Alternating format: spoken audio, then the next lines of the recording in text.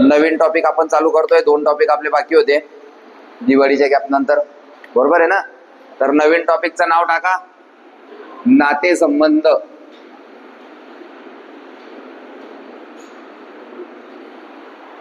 तारीख टाका आजची. काय तारीख आहे आज?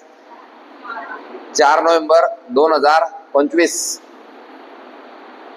नवीन टॉपिकचं नाव नातेसंबंध. पहिले 10 ते 15 मिनिटं फक्त पाहायचं काम करायचं आणि मग तुम्हाला टॉपिक समजला कि मग काय करायचं, उत्तर सोडवायचं काम करायचं. बघा, नातेसंबंध हा टॉपिक प्रत्येक एक्झामला विचारला जातो. पोलीस भरती असो, तलाठी असो, MPSC असो, कोणताही असो. याच्यासाठी आपल्याला 3 नाते जे ते 3 नात्यांच्या ज्या खुणा आपण घेणार आहे त्या लक्षात ठेवल्या पाहिजे. लक्ष द्या. पहिलं नातं आहे नवरा आणि बायकोचं नातं. नवरा आणि बायकोचं नातं. तर हे नातं आपण लक्षात ठेवणार आहे क्रॉसच्या पुलीने. यांच्यामध्ये भांडणं होत राहतात ना, म्हणून क्रॉसच्या पुलीनं. जेव्हाही आपल्याला प्रश्नामध्ये दिलेलं असेल ए हा बी चा पती आहे, बी ही ए ची पत्नी आहे, हा याचा नवरा आहे, तर त्याची बायको आहे. मग आता त्याच्यात हजबेंड वाईफ, पती पत्नी, नवरा बायको एकच झालं, बरोबर आहे की नाही? हिंदीमध्ये तुम्हाला SSC GD असेल, आर्मी असेल तर काय म्हणतील? बीवी और पती. तर मग तिथे पण तुम्हाला ते कामात येईल. पण जर आपल्याला नातेसंबंध या टॉपिक मध्ये नवरा बायको याच्यावर जर प्रश्न आला तर आपलं चिन्ह असणार आहे क्रॉसचं. म्हणजेच काय? गुणाकाराची पुली. पाठ झालं? पाठ झालं का? बर. 2 नंबरचं नातं असणार आहे आपलं भाऊ बहीण. 2 नंबरचं नातं आहे आपलं भाऊ बहीण.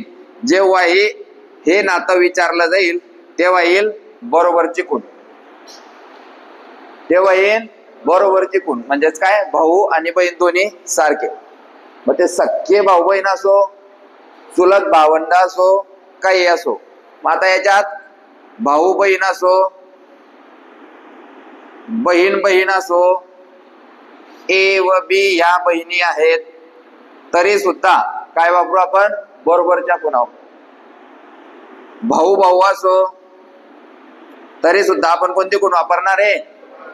बरोबरची खूण. केवढं सोपं आहे पहा. जसं जसं मी तुम्हाला ऍप्लिकेशन सांगेल त्याचं तसं तुम्हाला अजून सोपं वाटायला लागेल. तुम्ही सध्या काय लक्षात ठेवायचंय फक्त, जर नवरा बायकोचं नातं असेल तर क्रॉसची खूण म्हणजेच गुणाकाराची खूण. भाऊ बहिणीचं नातं असेल, बहीण बहीण असेल, चुलत भाऊ चुलत बहीण असेल, चुलत भाऊ असेल, मावस भाऊ मामे भाऊ असेल, जेही भाऊ या जगात आहे त्या भावांचं नातं कोणत्या चिन्हाने दाखवणार आहे आपण? बरोबरच्या चिन्हाने दाखवणार आहे. आणि तिसरं इथे वरती लिहितो, हे पुसतो आता. तिसरं जे नातं आहे ते आहे वडील किंवा आई यांचा मुलगा किंवा मुलगी.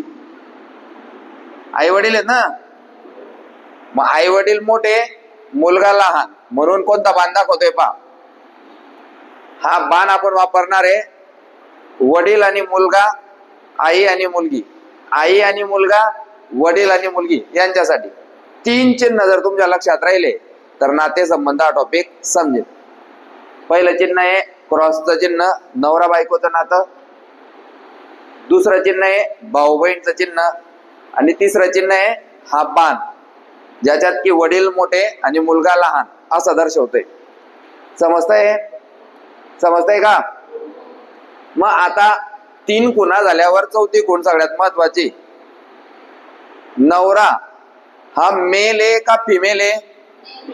म्हणजे माणूस आहे का बाई आहे?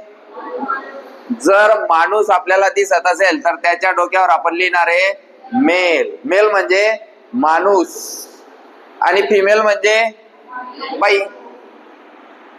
समजतंय का? समजतंय का? कोणाकोणाला समजतं मेल फिमेल?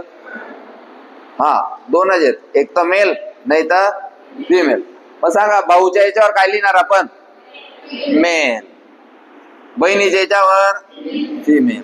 वडिलांच्या याच्यावर आईच्या याच्यावर मुलगा मुलगा मेल, मुलगी, बस एवढ्या खुणा आपल्याला लक्षात ठेवायच्या आहे. नवरा आणि बायकोचं नातं आपल्याला गणितात विचारलं असेल तर क्रॉसच्या फुलीने दाखवू. भाऊ बहिणीचं नातं विचारलं असेल, बहिणी बहिणींचं नातं विचारलं असेल, 2 भाऊ 2 बहिणी 4 बहिणी, भाऊ बहीण, चुलत भाऊ, चुलत भावंड, मावस भाऊ, मामे भाऊ, आते भाऊ, कोणताही भाऊ राहो, कोणतीही बहीण राहो, चिन्ह बरोबरच. चिन्ह कोणतं? जसं आपण म्हटलं ए ही बी ची मामे बहीण आहे, आपल्याला काही घेणं देणं नाही. मामे बहीण म्हटलं बहीण नावाला बरोबर चिन्ह. आणि तिसरं चिन्ह आहे वडील आणि मुलगा.